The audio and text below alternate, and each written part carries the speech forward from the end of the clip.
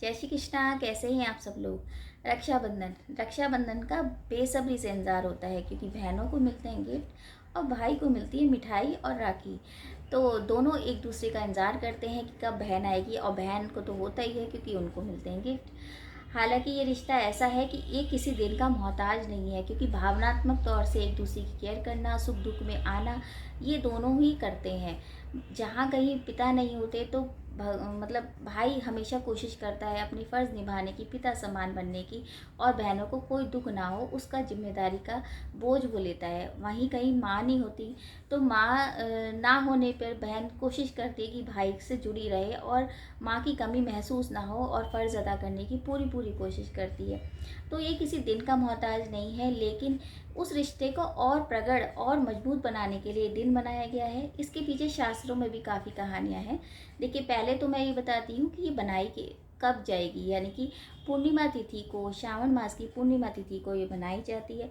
अब ये 22 अगस्त की है, यानी कि इतवार के दिन, संडे के दिन ये मनाई जाएगी। इसका शुभ मुहूर्त सुबह 6:30 बजे से लेकर 5:30 बजे तक है। इस बीच आप कभी भी राखी भैया को बांध सकते हैं। 6:30 बजे से पहले भद्रा काल है, तो उस टाइम आप नहीं बांधिए, क्योंकि भद्रा काल में राखी नहीं बांधते क्योंकि वो अशुभ होता है। अब ये बनाते क्यों है, इसके पीछे काफ़ी शास्त्रों में कहानियाँ हैं। जैसे कि लक्ष्मी देवी ने बलि महाराज को राखी बांधी थी। हुआ ये था, 52 का अवतार जो हुआ था, तो 52 अवतार में बलि महाराज ने सारा कुछ समर्पित उनको कर दिया था। तो विष्णु भगवान प्रसन्न होकर ये वरदान देते हैं कि मैं आपके घर में सेवक की तरह रहूँगा। अब इससे लक्ष्मी देवी परेशान हो जाती है, क्योंकि वैकुंठ छोड़ के विष्णु भगवान वहाँ रहने लगते हैं।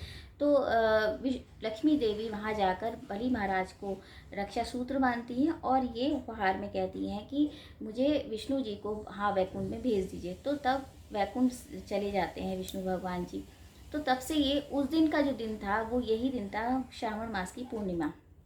इस बीच और भी कहानियाँ हैं कि एक बार इंद्र दैत्यों से लड़ाई करने जा रहे थे, तो विष्णु भगवान ने इंद्र की पत्नी शुचि देवी को एक रक्षा सूत्र दिया था, जो कि उन्होंने इंद्र के कलाई पे बांधा था। अब आप कहोगे कि ये तो रक्षाबंधन भाई बहन, ऐसा नहीं है। रक्षा का सूत्र, रक्षाबंधन केवल एक प्रोटेक्शन, यानी कि आप किसी को एक दुआ दे रहे हो, एक प्रोटेक्ट कर रहे हो, उसके लिए है। ऐसा नहीं है कि भाई बहन का तो होता ही है, साथ साथ अगर आप कभी किसी को एक सूत्र देते, एक रक्षा का सूत्र देते हो, उसको प्रोटेक्शन के लिए, उसकी केयर के लिए, उसको मतलब सुरक्षित हर तरह से, तो भी ये मतलब माना जाता है कि कलावा बांधते हैं, मौली बांधते हैं, वो इसीलिए कि आपका प्रोटेक्शन हो। एक कहानी है। एक ये भी था कि जब शिशुपाल का वध करके भगवान विष्णु ने जब सुदर्शन छोड़ा था, तो उनके खून निकल आया था। तो द्रौपदी ने अपनी साड़ी का पल्ला काट के, फाड़ के उसको वहाँ पे बांधा था उनकी खून रोकने के लिए।